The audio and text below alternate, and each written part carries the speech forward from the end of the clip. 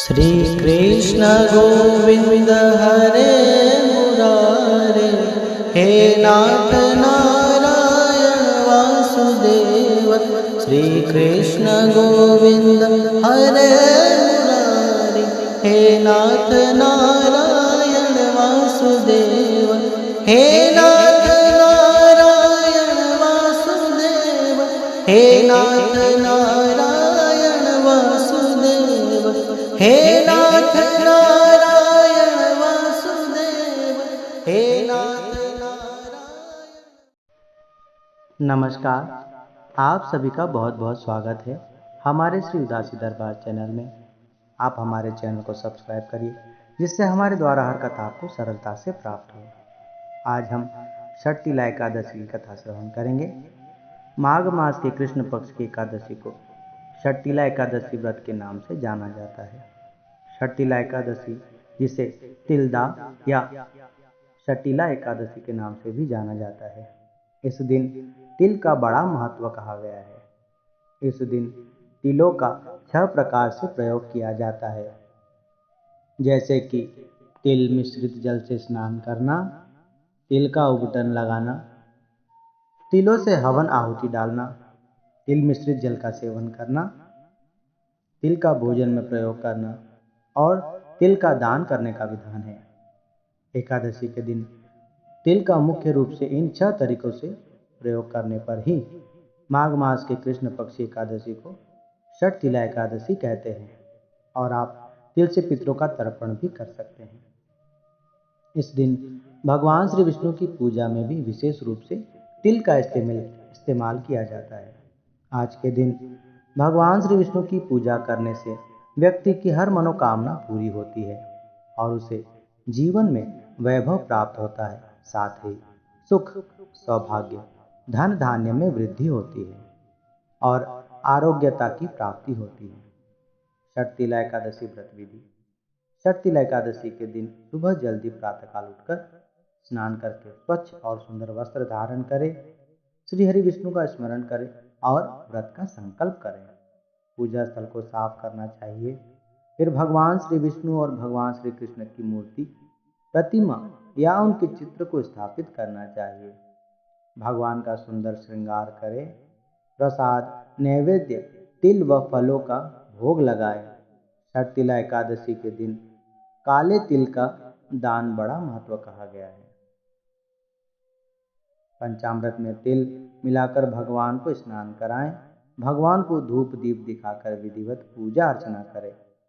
अन्न, तिल, यह सब दान करने से धन धान्य में वृद्धि होती है। आइए अब हम षटतिला एकादशी की कथा श्रवण करते हैं। युधिष्ठिर ने पूछा, हे जगन्नाथ, हे श्री कृष्ण, हे जगतपते, माघ मास के कृष्ण पक्ष में कौन सी एकादशी होती है और उसकी विधि किस प्रकार की है तथा उसका फल क्या है? हे प्रभु, कृपा करके यह सब बातें विस्तार पूर्वक बतलाइए। भगवान श्री कृष्ण बोले, हे राजन, तुम ध्यान पूर्वक सुनो। माघ मास के कृष्ण पक्ष की जो एकादशी है वह षटतिला एकादशी नाम से विख्यात है, जो सब पापों का नाश करने वाली है। अब तुम षटतिला एकादशी की पापहारिणी कथा सुनो, जिसे मुनि श्रेष्ठ पुलस्त्य ऋषि ने दालभ्य से कहा था। एक बार दालभ्य ने महर्षि पुलस्त्य ऋषि से पूछा कि हे महाराज, मृत्यु लोक में आए हुए प्राणी प्रायः पाप कर्म ही करते रहते हैं। ब्रह्म हत्या जैसे अनेकों महापाप करते हैं, पराये धन की चोरी और दूसरे की उन्नति देखकर ईर्ष्या करते हैं तथा अनेक प्रकार के व्यसनों में फंसे रहते हैं। अनेकों प्रकार के बुरे कर्म करने के बावजूद वे जीव किसी न किसी प्रकार से नरकों से बच जाते हैं। वे नरक में नहीं पड़ते। आखिर इसका क्या कारण है? न जाने वह कौन सा दान अथवा पुण्य करते हैं जिससे उनके सभी पाप नष्ट हो जाते हैं। यह सब कृपा पूर्वक बतलाइए। तब श्री पुलस्त्य ऋषि जी बोले, हे महाभाग, आपने सुंदर प्रश्न किया है। इससे संसार के जीवों का अवश्य कल्याण होगा। ब्रह्मा, विष्णु, महेश तथा इंद्र आदि देवता भी इस गुप्त भेद को नहीं जानते, परंतु संसार के कल्याण के लिए मैं यह आपको अवश्य सुनाता हूँ। माघ मास के लगते ही स्नान आदि करके मनुष्य को सदा पवित्र रहना चाहिए। अपने इंद्रियों को संयम में रखकर काम, क्रोध, लोभ, मोह, अहंकार, ईर्ष्या, अभिमान आदि का त्याग कर सदा भगवान का स्मरण करना चाहिए। पुष्य नक्षत्र में गोबर, कपास और तिल मिलाकर उसके कंडे यानी उपले बनाने चाहिए।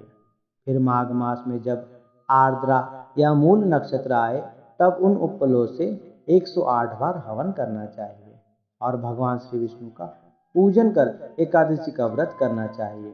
रात्रि को जागरण करना श्रेष्ठ है। दूसरे दिन धूप, दीप, फल फूल, नैवेद्य आदि से भगवान का पूजन करके खिचड़ी का भोग अवश्य लगाएं।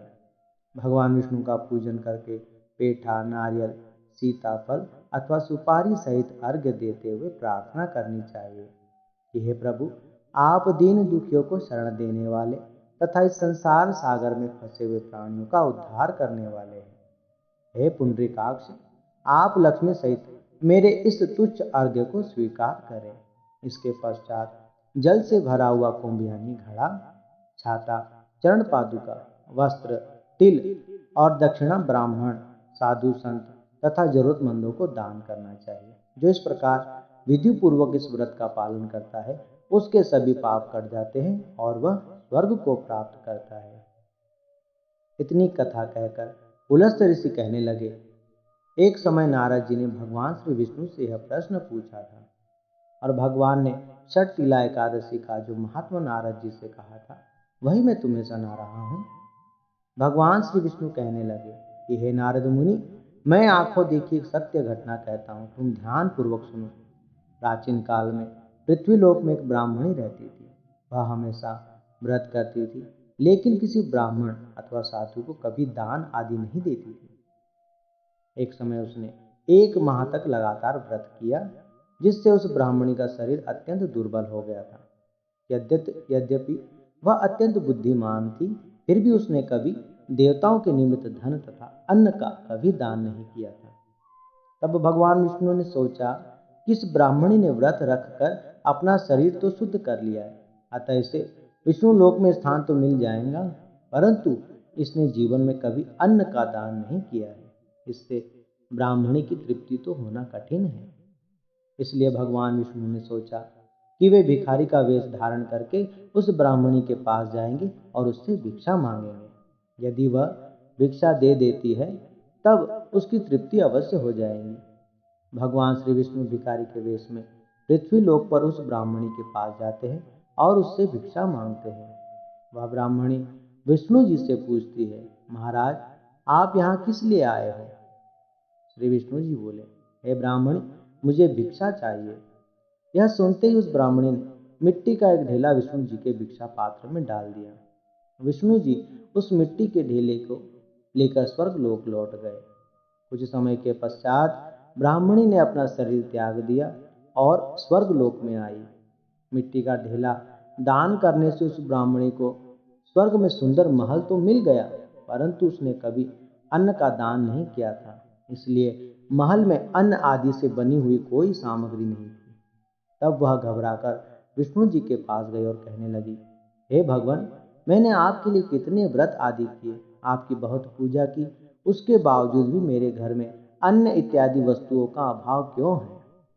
तब भगवान श्री विष्णु जी बोले कि तुम सबसे पहले अपने घर जाओ, तुम्हें मिलने और देखने के लिए देव स्त्रियां आएगी।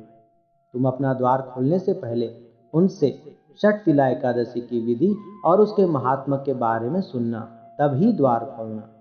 भगवान श्री विष्णु के यह वचन सुनकर ब्राह्मणी अपने घर वापस आ गई और जब देव स्त्रियां आई और उन्होंने ब्राह्मणी को द्वार खोलने के लिए कहा तो ब्राह्मणी ने कहा कि आप सब मुझे देखने के लिए आई हैं, तो सबसे पहले आप मुझे षटतिला एकादशी व्रत की विधि व महात्मा सुनाइए, फिर मैं दरवाजा खोलूंगी।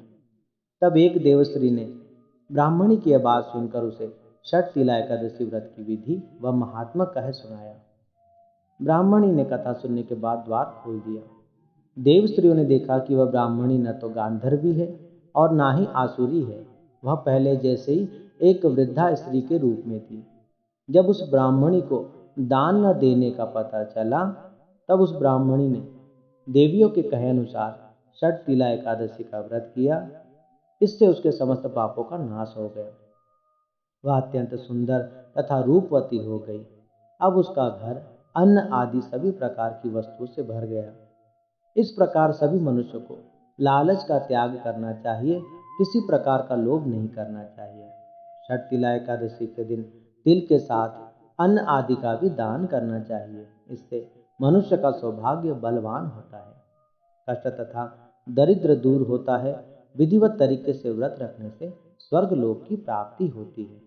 बोलिए श्री एकादशी मैया की जय।